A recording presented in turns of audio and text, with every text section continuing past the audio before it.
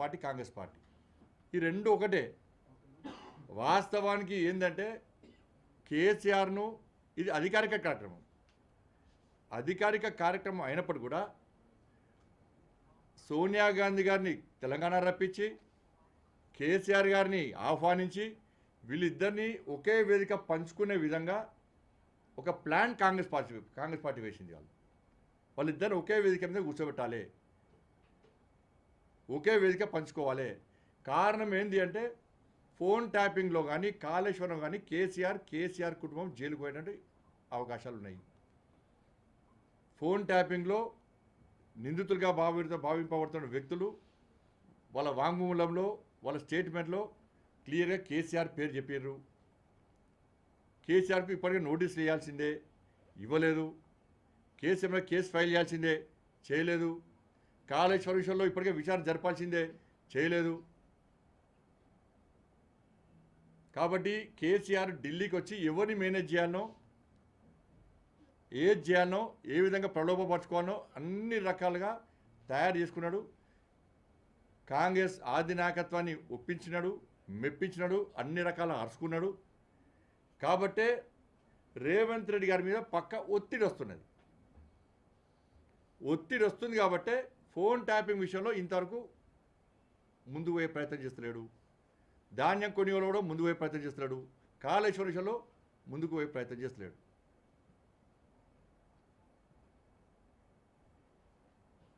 ఏంటంటే ఎన్నికల తర్వాత, పార్లమెంటు ఫలితాల తర్వాత నేను గతంలో అన్నాడు, తెలంగాణ రాష్ట్రం మీరు ప్రకటించిన తర్వాత టీఆర్ఎస్ పార్టీని కాంగ్రెస్లో విలీనం చేస్తా అని చెప్పి అన్నాడు.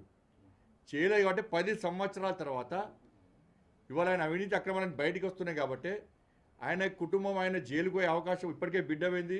మళ్ళీ నేను నా కొడుకు జైలుకు పోయే ప్రమాదం ఉంది. కాబట్టి పార్లమెంట్ ఎన్నికల ఫలితాల తర్వాత తప్పకుండా బీఆర్ఎస్ పార్టీని కాంగ్రెస్లో విలీనం చేస్తా, నా జోలికి రాకండి, నా మీద కేసులు పెట్టకండి అని చెప్పి ఇద్దరి మధ్య రహస్య ఒప్పందాలు జరిగినాయి. పెద్ద ఎత్తున ఏం జరగాలో, ఏం ముట్టాలో అవి ముట్టినాయి. కాబట్టి ఆ రహస్య ఒప్పందంలో భాగమే ఈ తతంగం అంతా. అది సరే, సోనియా గాంధీ వస్తారా రారా, వారికి ఏ విధంగా నివేదికలు అందినాయి, రేపు కార్యక్రమంలో పాల్గొంటే ఏ విధంగా తప్పుడు సమాచారం పోతుంది, ప్రజలు ఏ విధంగా వాస్తవాలు గుర్తిస్తారు అని చెప్పి వస్తారా రారా వేరే విషయం. కానీ బీజేపీ నాయకులు పిలవకుండా ఇలా మేము ఉద్యమాలు చేస్తాం, పార్లమెంట్లో బిల్లును మేము ప్రైవేట్ బిల్లు పెడతా అంటే భయపడి కాంగ్రెస్ పార్టీ వచ్చింది. వాళ్ళ బిల్లుకు మద్దతు ఇచ్చింది మేము. భారతీయ జనతా పార్టీ మద్దతుతోనే తెలంగాణ రాష్ట్రం ఏర్పడ్డది. కాబట్టి ఢిల్లీకి వచ్చినప్పుడు కనీసం బీజేపీ కేంద్ర నాయకులను ఆహ్వానించకుండా కేవలము తెలంగాణ రాష్ట్ర బిల్లును వ్యతిరేకించాడు, బిల్లు ఓటింగ్లో పాల్గొన్న వ్యక్తిని, చర్చల్లో పాల్గొనలేనటువంటి కేసీఆర్ను అంత ప్రత్యేకంగా ఆహ్వానించడం అంతటిమైంది. ఇదే మొత్తం వెనుక ఉన్న తతంగం అంతా ఇదే.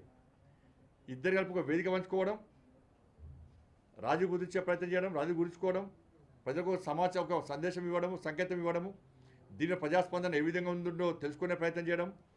ఎన్నికల తర్వాత, పార్లమెంట్ ఫలితాల తర్వాత బీఆర్ఎస్ పార్టీని కాంగ్రెస్ పార్టీలో విలీనం చేయడము, తద్వారా ఫోన్ ట్యాపింగ్ కేసు కానీ కాళేశ్వరం కేసుల నుంచి తప్పించుకునే ప్రయత్నం చేయడం. అందుకే భారతీయ జనతా పార్టీ ఈ విషయాలను గ్రహించే ఈ అవినీతిపై సిబిఐ విచారణ కోరని చెప్పి కోరుతున్నాం.